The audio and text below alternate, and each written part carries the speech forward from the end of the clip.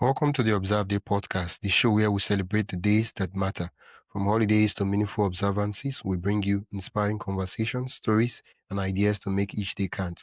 Whether it's raising awareness, learning something new, or simply sparking joy, this is your space to explore the calendar in a whole new way. I'm your host, Wisdom Okonkwo, and I'm excited to share today's observance with you.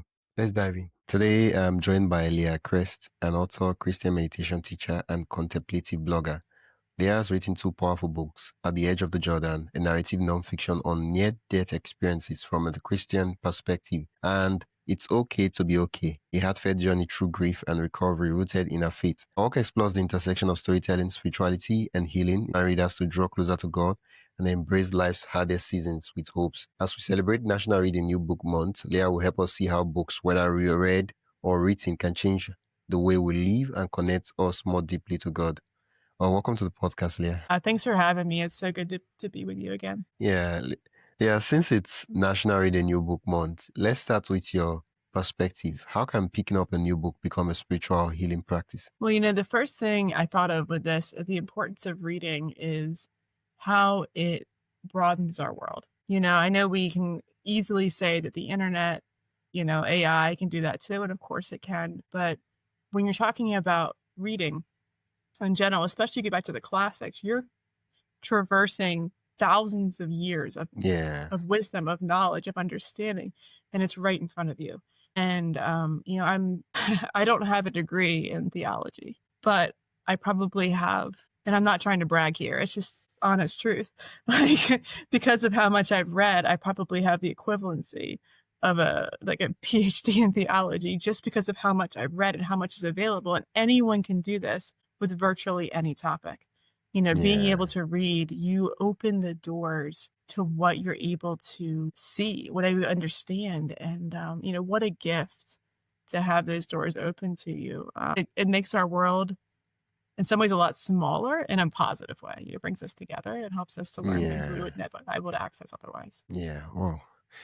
You earlier on you mentioned you've read a lot of books. You've read over 500 near-death experience accounts before writing Yes. At the Edge of the Jordan. What did reading those stories teach you about life, faith, and hope? So much. It's interesting too. Another theme with this reading bit is that there's reading and there's learning how to look at what you're reading, how to comprehend it, how to piece it together. And, when I dipped into near-death experiences a few years before I read the 500. And when I read them, I thought, this is a bunch of nonsense. Yes. These are all disconnected stories. People are just making stuff up. I don't know if there's substances involved in some of these or like really wild dreams, but I don't see the connection. And then, Dr. Jeffrey Long's God in the Afterlife, he had done a survey. He had written hundreds himself, as well as had a lot of interviews with people and things like that.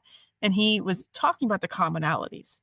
And when I saw that, I thought, okay, this is interesting. I don't know if I buy this, but I'm going to give it another chance. I'm going to go read, 20 or 30, and I'm going to try to see it the way he sees it. And then when I did, it was completely mind-blowing to me, because Wisdom, if you and I go into a grocery store, okay, we're going to spend 30 seconds in the grocery store and we come back out and you and I both report what we saw. Yeah. We're going to talk about different things. I'm going to be going to the ice cream section and telling you about the brands that they had. And you're probably somewhere else entirely talking about a completely different part of the store or something else you noticed. And if you take a 2-year-old child in there, it'll be something entirely different. The balloons, something weird, Yeah. And so these souls, they're all going to the same, I don't want to use the word place, because it's not a physical place. And yet, because of who they are, they're seeing it differently. Right? Yeah. And so when I saw that, I said, oh, okay. But then when you look deeper, when you go into a little deeper, the themes are the same. So thing that repeats over and over and over again is just how much love the divine has for us. That was repeated again and again and again. And the other thing that was repeated again is non-judgment. That the only people who judge us are ourselves when we go to the other side, because that is enough. When our egos are not involved and we are able to see, because you're able to experience on the other side, not just the things that you did, but how those actions the effect that they have on others. And so, like, if we were to relive this on the other side, I'd not only be able to relive my interview with you, but I'd be able to experience your emotions on the other side and experience how that impacted you, which is wonderful for having a good conversation. But if I'm telling you all about how terrible a person you are, and then I'm feeling, which you're a wonderful person, by the way, but if I were and I were to feel the pain that you felt, that's enough. When I realize, oh my goodness, this is what I did, then the judgment is, it's teaching. It's a teaching device to say, okay, that wasn't the best way, Yeah. and I need to go a different way. But with that said, people aren't afraid.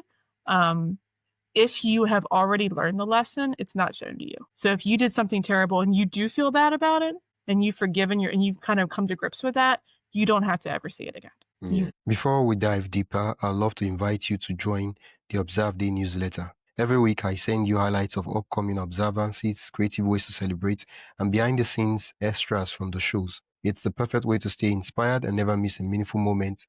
Sign up today at observeday.com/join. That is observeday.com/join.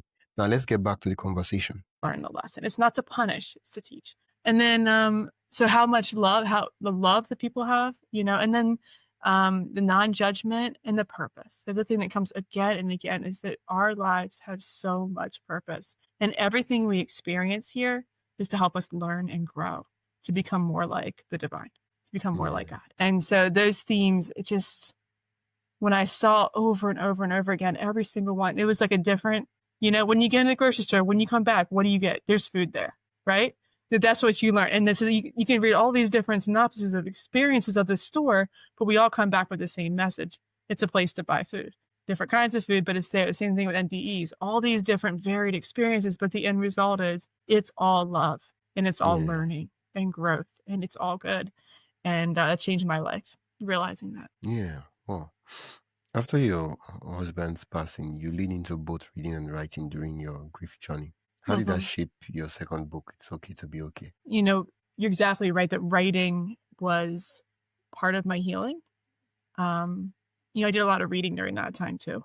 Yeah. And I think what spurred me to write the book was that I read a lot of grief literature and I didn't find it very helpful. In fact, I found it damaging into my process because it was telling me how terrible my life was and how hard it was going to be for me. Yeah. And that wasn't yes, there was pain. Yes, of course. I had some sad days, but I believe there was more for me and more for my children than living in that. And so I needed to write my own narrative.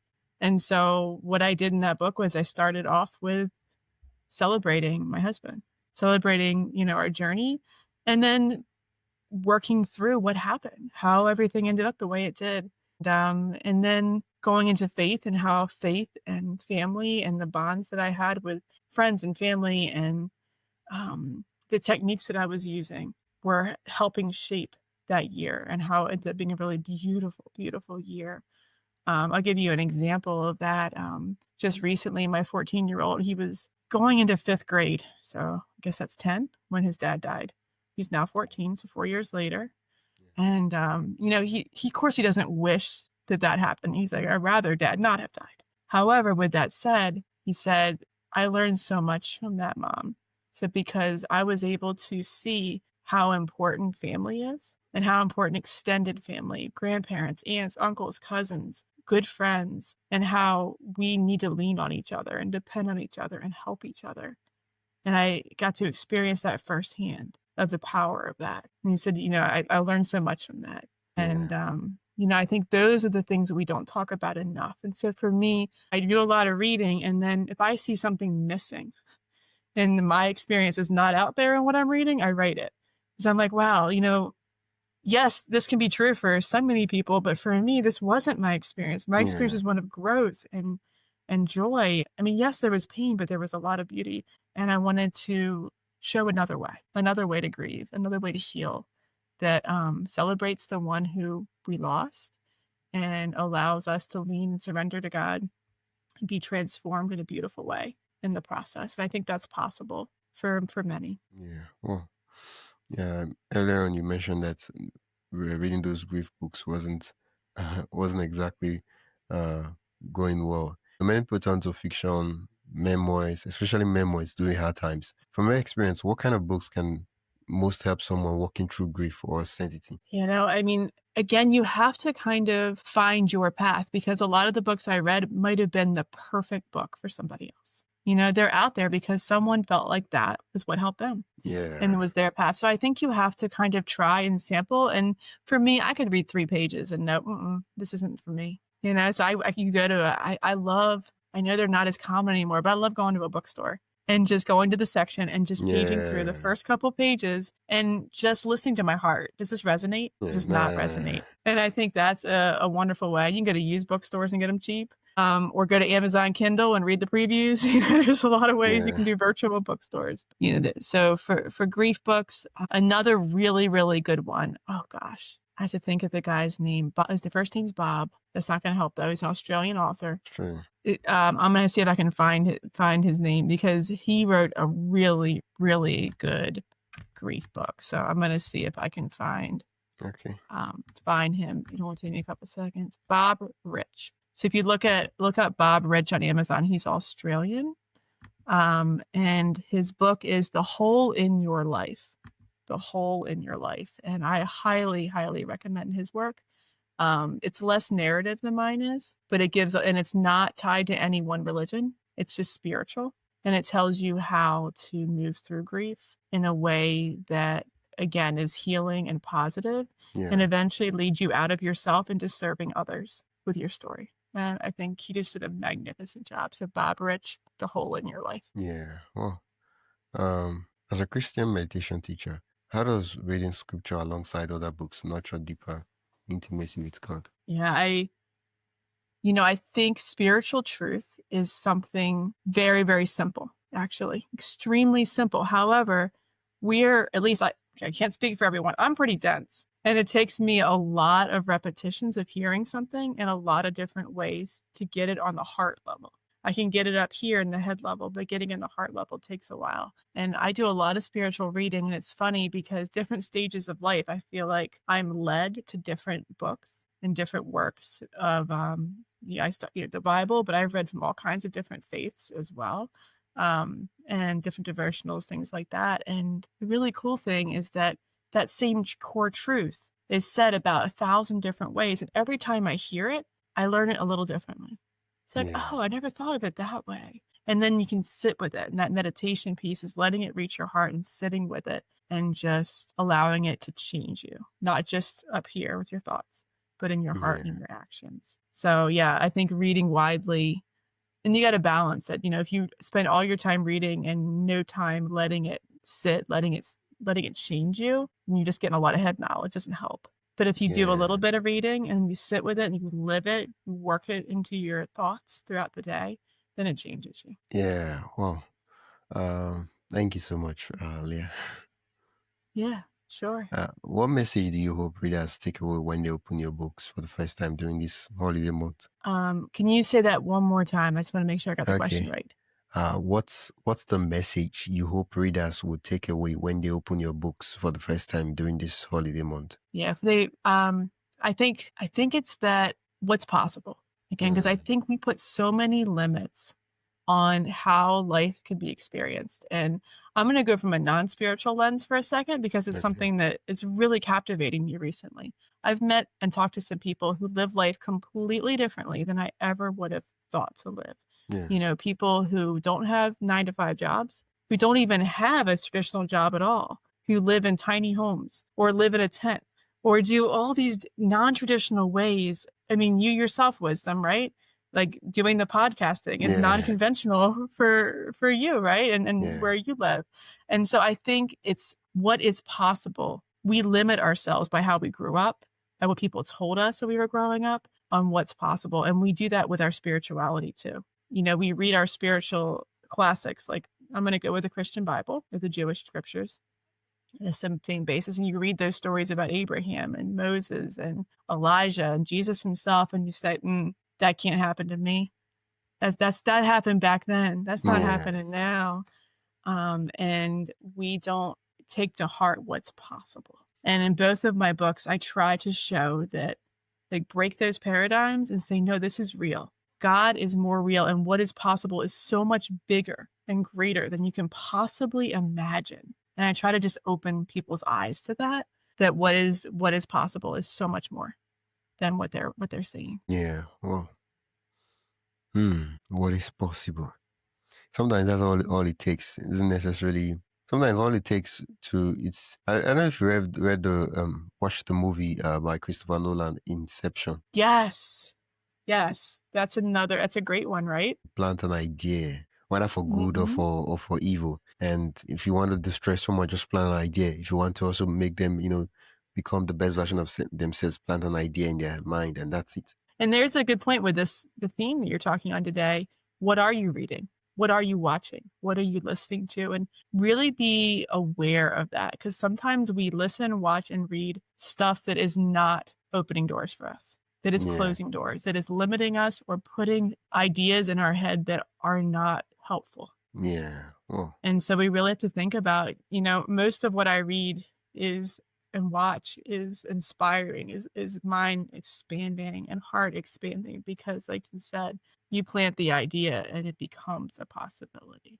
And so I think we have to just look for that and be really aware of that. Yeah. Well, thank you for that. If someone's overwhelmed by life and struggling to focus, what's one new book you recommend they start with this month besides your own? So struggling with focus and like kind of feeling like they're wandering. So I'm going to say, when we first started this podcast, one of the books that changed my life. So there's a lot of different levels. I don't want to say levels, because like it's stages I went through in life. Remember I told you just a few minutes ago about how like I had to hear the same truth about 1,000 times, 1,000 different ways. There's a book called The Rhythm of Life by Matthew Kelly. Wow. And again, the author is Matthew Kelly, and it's written by a Catholic man, not a priest. I think he's a layman.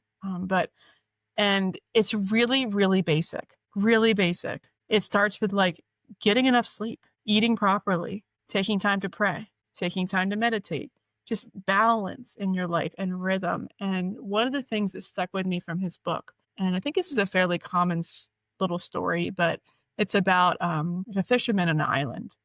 And he's a small town fisherman. And a like executive is traveling and sees the fisherman and says, you really have a good thing going on here.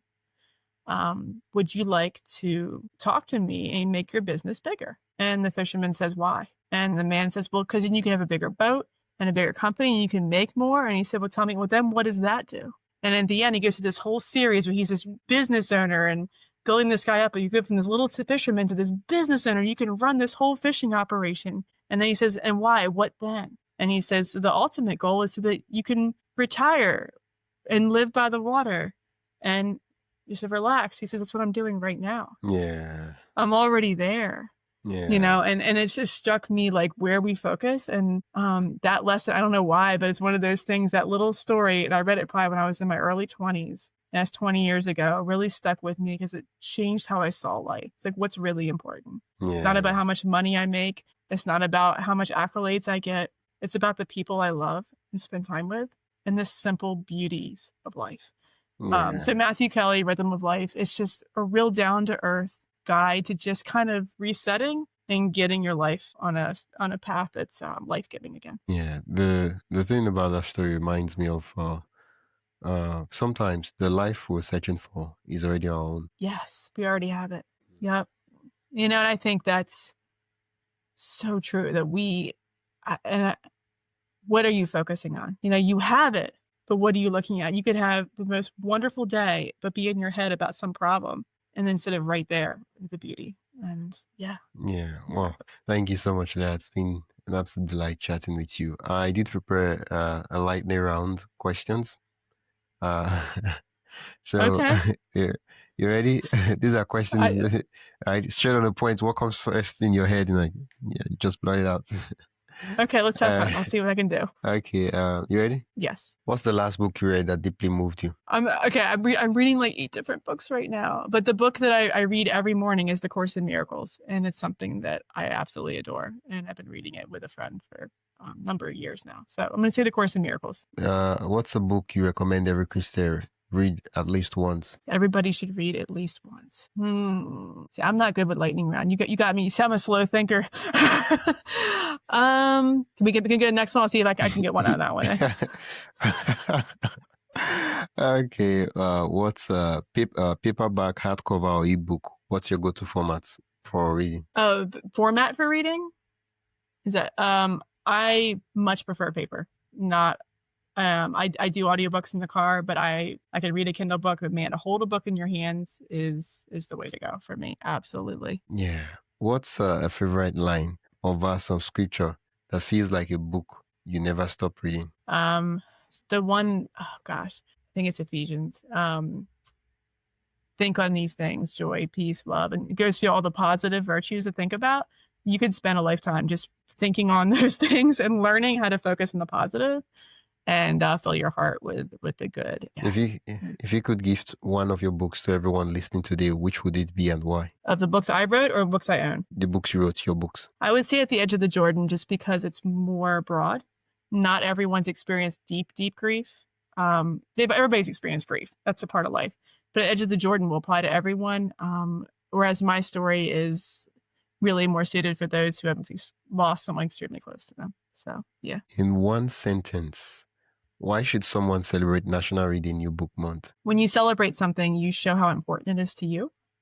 And it helps the people get excited about it too. So when you share your joy, when you share your passion, it's contagious. And you asked me about a book that everybody else should read. So I'm going to drive in here and see. I know I have one. This is like my bookshelf of favorite books. And I have the one, I just forget the title of it. So let's see if I can find it real quick. Yeah. 1,000 Names for Joy by Byron Katie. Oh. Is a good one. So Byron Katie, her books are amazing. And will change the way you see things. So that's my suggestion. Yeah, well, had to answer. I couldn't fail the test. I had to come up with something. I just needed extended time. What you just did is over here. We call that sparse question, right? You know how you have an exam and you slip off and you forget to attend the exam, and then when your peers they bring the questions for the exams that they set, well, that question becomes a pass question for you because you can answer it, but it doesn't really count. But you did a great job, right? You see, I can't get the points back. Oh, no, it's all good. You crushed it, yeah.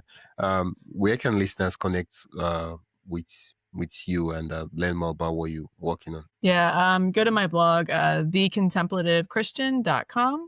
Again, thecontemplativechristian.com. It has links to my books, as well as social media, which I don't use a lot, but it's on there. And then also my YouTube channel is youtube.com/c/Christian meditation. So any of those places, just come say hi, and I'm happy to connect with everybody. Yeah, thank you so much, Leah. I'll be sure to put the links in the description and in the show notes so listeners can just go directly to the site. It's been an absolute pleasure chatting with you. And that's what happens when you talking to people that are repeat guests, not just, for the first time. Yeah, it's a lot of fun. You know what to expect, and you can have more fun and relax a little bit, right? That's it for today's episode of the Observe Day podcast. Thank you for spending your time with us as we explore today's observance. If you enjoyed this episode, be sure to subscribe wherever you listen to podcasts and share it with a friend who'd love to celebrate life's special days too. Don't forget to join the newsletter at observeday.com/join for more observance stories, tips, and updates. Until next time, keep finding meaning in every day.